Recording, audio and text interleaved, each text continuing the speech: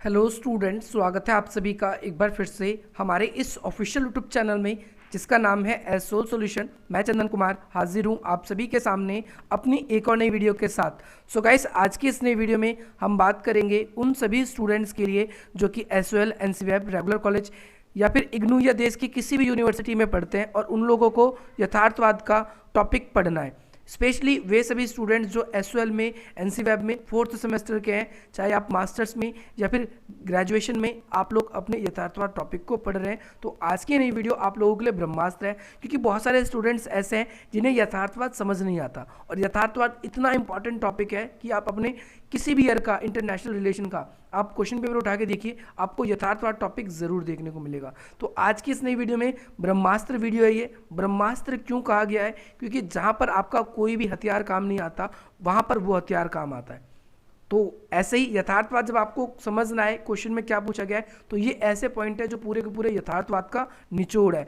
और ये यथार्थवाद का जो टॉपिक रहेगा, ये आप जब ये आंसर लिखोगे उसके अंदर, तो ये अपने आप ही सभी आंसर्स में मैच हो जाएगा। तो इसमें हम बात करेंगे यथार्थवाद की विभिन्न मान्यताओं के बारे में। सबसे पहली बात तो यथार्थवाद की विभिन्न मान्यताएं क्या है, आप सभी को अब तक पता चल चुका है। जो हमने प्रीवियस हमारी यथार्थवाद की वीडियोज़ है जिसमें हमने यथार्थवाद के बारे में कुछ पॉइंट्स आप लोगों को बताए थे कि यथार्थवाद को इंग्लिश में रियलिज्म कहते हैं। यथार्थवाद वास्तविकता पर बल देता है, ना कि आदर्शवाद की तरह भविष्य में या फिर ऐसी बातों को लेकर जो भविष्य की बातें होती है। आदर्शवाद जो है वो ये कहता है कि युद्ध को रोकना चाहिए, युद्ध हमारे लिए त्रासदीपूर्ण है। वही जो यथार्थवादी लोग हैं वो कहते हैं युद्ध होना स्वाभाविक है, क्योंकि ये मानव का स्वभावी दोषपूर्ण है। हम बात करेंगे आदर्शवाद की विभिन्न मान्यताओं के लेकर। तो चलिए शुरू करते हैं। आदर्शवाद, पहली बात तो इसका कोई एक विचार नहीं है, कोई एक पर्टिकुलर टॉपिक को लेकर आदर्शवादी विचारधारा नहीं है। इसमें बहुत सारे दृष्टिकोण हैं और इसमें बहुत सारी मान्यताएं हैं। आदर्शवाद में कोई एक पर्टिकुलर सिर्फ एक ही बात नहीं है, इसमें बहुत सारी बातें और अलग अलग यथार्थवादियों ने आदर्शवाद को अलग अलग तरीके से परिभाषित करने की कोशिश करी है।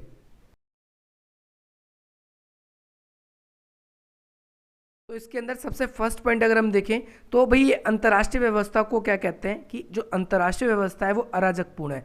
अराजकपूर्ण होने का मतलब ये है कि भाई राष्ट्रों के ऊपर, देशों के ऊपर, देशों के आपसी संबंधों को नियंत्रण करने वाली कोई ऐसी संस्था नहीं है। बहुत से लोग कहते हैं नहीं, आदर्शवाद ये गलत कह रहा है, यूएन एक संस्था है। बट अगर हम देखें यूएनओ, चाहे रूस का मामला हो, रूस यूक्रेन पे हमला करे, या फिर अगर हम बात करें चाइना ताइवान पे हमला करे, या फिर हम बात करें अफगानिस्तान में जो आतंकवादी संगठन है अलकायदा, वो उस पर नियंत्रण करे, ऐसे में अंतर्राष्ट्रीय स्तर पर हमें कोई भी ऐसी संस्था दिखाई नहीं देती जो उनको नियंत्रित करे, जो उन पर तत्कालीन कार्रवाई करे। अगर की भी जाती है तो अनियमित रूप से काफ़ी लंबे समय बाद की जाती है, जब तक उसका बहुत बुरा परिणाम हमारे सामने आ चुका होता है। तो हम क्या देखते हैं, अंतर्राष्ट्रीय व्यवस्था अराजकपूर्ण है और राष्ट्र राज्यों के ऊपर संबंध जो है वो नियंत्रण करने वाली कोई ऐसी सत्ता नहीं है। राज्य को अन्य राज्यों के साथ संबंध बनाने के लिए खुद प्रयास करने पड़ते हैं। अगर आप लोगों को अपना विकास करना है तो इसके लिए आप लोगों को खुद प्रयास करने होंगे, दूसरे देशों से आप लोगों को खुद संबंध बनाने होंगे, खुद प्रयास करने होंगे।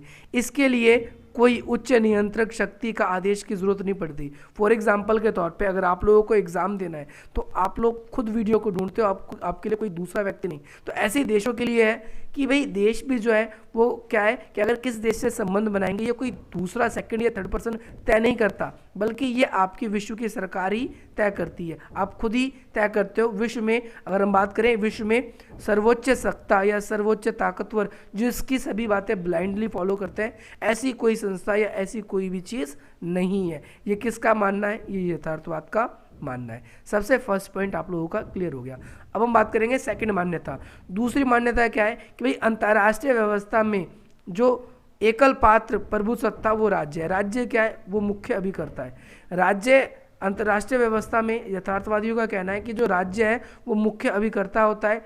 राज्य के अंतर्गत ही सारी की सारी सीमाएं होती है। राज्य ही एक ऐसा टॉपिक है जो अपने देश के अंदर कानून व्यवस्था बनाए रखता है। राज्य ही एक ऐसी चीज़ है जो दूसरे देशों के साथ संबंध बनाए रखता है। राज्य ही एक ऐसी चीज़ है जिसके जरिए समाज में सामंजस्य स्थापित किया जा सकता है।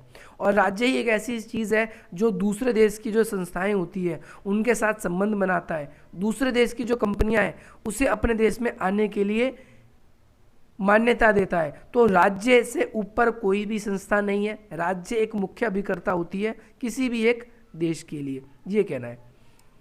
तीसरी मान्यता जो यथार्थवाद की है कि भाई राज्य जो है वो विवेकशील पात्रों के द्वारा संचालित होता है, यानी हर एक राज्य में कुछ ऐसे नेतागण होते हैं, कुछ ऐसे शासक वर्ग होते हैं, कुछ ऐसे आधिकारिक वर्ग होते हैं जिसके जरिए शासन व्यवस्था चलाई जाती है। उदाहरण के तौर पे जहाँ पर डेमोक्रेसी होगी वहाँ पर जिस भी पार्टी को जीत मिली होगी वो अपनी सोच विचारधारा के अकॉर्डिंग शासन करती है। जहाँ पर भी राजतंत्र होगा वहाँ राजा अपनी सोच के हिसाब से करता है, और जहाँ पर भी तानाशाही होगी वहाँ पर भी वो अपनी सोच के हिसाब से। तो राज्य क्या है, विवेकशील एक पात्र होता है जो अपने राष्ट्रीय हित से प्रेरित होता है, और हर एक नेता क्या होते हैं, अपने राष्ट्रीय हित से प्रेरित होते हैं।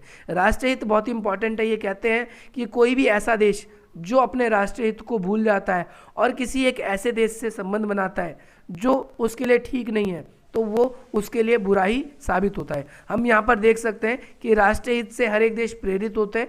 इस संदर्भ में कहता है, जैसे एक एग्जांपल मैं आपको देता हूँ कि भाई अमेरिका ने वियतनाम में और अफगानिस्तान में अपनी आर्मी भेजी, अपनी विदेश नीति का गलत अंदाज़ा लगाया, क्योंकि वियतनाम और अफगानिस्तान दो ऐसे प्रदेश थे जिसमें अमेरिका को कोई लाभ नहीं मिला। बस अमेरिका ने शीत युद्ध की होड़ के बीच में सोवियत व्यवस्था वहाँ पर ज़्यादा लागू ना हो सके, इसको रोकने के लिए क्या किया, अपनी आर्मी को वहाँ पर भेज दिया, साम्यवादी व्यवस्था वहाँ पर ज़्यादा लागू ना हो जाए इसके लिए भेज दिया। और परिणाम ये रहा कि अमेरिका की जो सेना है बुरी तरीके से, जान माल का तो नुकसान हुआ ही हुआ, साथ ही साथ पैसा का भी नुकसान हुआ। तो आपने ये पॉइंट भी देखा। अगले पॉइंट के बारे में बात करते हैं। अगला पॉइंट हमारा ये कहता है कि राज्य जो है वो सर्वप्रथम और सर्वोच्च है, यानी राज्य ही सबसे सुप्रीम है, और राज्य कभी भी राष्ट्रीय सुरक्षा यानी नेशनल सिक्योरिटी है या जो स्वायत्ता है एवं स्वायत्त है। राज्य कैसा है, स्वायत्त है। स्वायत्त का मतलब है अपने निर्णय खुद लेता है वो, और अपनी ऐसे निर्णय नहीं लेता जिससे उसकी राष्ट्र की सुरक्षा खतरे में पड़ जाए। इस राष्ट्र की सुरक्षा इस तरीके से राष्ट्र जो भी देश है, जो भी राज्य है, वो अपने निर्णय इस तरीके से लेता है, ऐसे देशों से संबंध बनाता है जिससे उस देश की व्यवस्था विकासमान रहे, परंतु कभी भी वो उसका गुलाम ना बने। अगला पांचवा पॉइंट है आप सभी के लिए कि भाई राज्यों के बीच में उनकी शक्ति की तुलना अगर हम देखें, ये इस बात पर निर्भर करती है कि उसकी यथार्थ योग्यता उस समय की कैसी है। यथार्थवादियों का मानना है कि राज्य शक्तिशाली होगा, कमज़ोर होगा, ये डिपेंड इस बात से करेगा कि वो राज्य खुद आर्थिक रूप से कितना योग्य है, और दूसरा उसने कैसे देशों के साथ संबंध बना रखे हैं। अगर आप अपने संबंध ज़्यादातर अमीर ताकतवर देशों से बनाते हो तो उसके दो परिणाम दिखते हैं। पहला, आपकी अर्थव्यवस्था तेज़ी से विकसित होती है। दूसरी, आप सभी के जितने ज़्यादा नीति निर्धारण है उसमें बाहरी कंपनियां भी अपना इंटरेस्ट दिखाएगी। बाहरी कंपनियां भी उसके अंदर आपके जो भी नीति होंगे, जो भी आपके फैसले होंगे उसको प्रभावित करती है। साथ ही साथ आपको ये भी याद रखना है कि प्रत्येक राज्य के पास में इतने सैनिक ज़रूर होना चाहिए कि वो बाहरी आक्रमण को नाकामयाब कर सके, और अपनी जो भी रणनीति है, अपनी जो भी विदेश नीति है, उसका संचालन ठीक ढंग से वो कर सके। तो ये कुछ पॉइंट्स थे। इसके अंदर आप ये भी कह सकते हो कि जो यथार्थवादी व्यवस्था है उसका कहना है कि जो मानव स्वभाव है वो दोषपूर्ण होता है। वो कहते हैं कि यथार्थवादी व्यवस्था में जो मानव स्वभाव ही दोषपूर्ण है, मानव का व्यवहार ही ऐसा है कि वो दूसरों पे शासन करना चाहता है। इसीलिए हर एक देश क्या करते हैं, शस्त्रीकरण करते हैं, हथियारों को बढ़ाते हैं, न्यूक्लियर टेस्ट्स करते हैं, और साथ ही साथ अपने आप को अमीर करते हैं। हमेशा ताकतवर देश क्या करते हैं, अपने आसपास कुछ ऐसे कमज़ोर देशों को बनाए रखते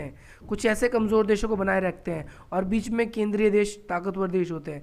ये केंद्रीय ताकतवर देश क्या करते हैं, इन देशों से प्राकृतिक संसाधन लेते हैं और साथ साथ जो भी मैन्युफैक्चर करते हैं और इन देशों में बेचते हैं। इससे उस देश से इनको ज़्यादातर लाभ मिलता है। और इससे हम क्या देखते हैं, इस चीज़ से हम ये भी देखते हैं कि जो ह्यूमन है, जो ताकतवर देश है, वो हमेशा शक्ति को बढ़ाते हैं, और इसके लिए अंतर्राष्ट्रीय संस्थाएं या अंतर्राष्ट्रीय जगत में अपने निर्णयों को सिद्ध करने के लिए उनको बनाया जाता है उनके द्वारा। तो आपने देखा अंतर्राष्ट्रीय स्तर पर यथार्थवाद की क्या क्या मान्यता है। ये कुछ ऐसे पॉइंट हैं जो आप कहीं पर भी अच्छी तरीके से चिपका सकते हो, लिख सकते हो, और आप एक अच्छा आंसर, सुटेबल आंसर लिख सकते हो। अगर आप लोगों को ये वीडियो पसंद आए तो इस वीडियो को लाइक करें, अधिक से अधिक मित्रों तक शेयर करें, और हमारे इस चैनल को सब्सक्राइब करें ताकि इसी प्रकार की इंटरेस्टिंग और नई नई जो वीडियोस है वो हमारी ओर से आप लोगों के लिए आती रहे और आप अपने एग्जाम में अच्छे मार्क्स गेन करते रहे। साथ ही साथ अगर आप लोगों ने अभी तक हमें इंस्टाग्राम पर फॉलो नहीं किया है तो उसका लिंक डिस्क्रिप्शन बॉक्स में, हमें फॉलो करें। अगर आप लोगों ने हमारे स्टडी चैनल में ज्वाइन नहीं किया है तो आप स्टडी चैनल को भी ज्वाइन कर सकते हैं, जिसका लिंक आपको डिस्क्रिप्शन बॉक्स में मिल जाएगा। चलिए गाइस, मिलते हैं हम आपसे अपनी अगली वीडियो में। जय हिंद, जय भारत।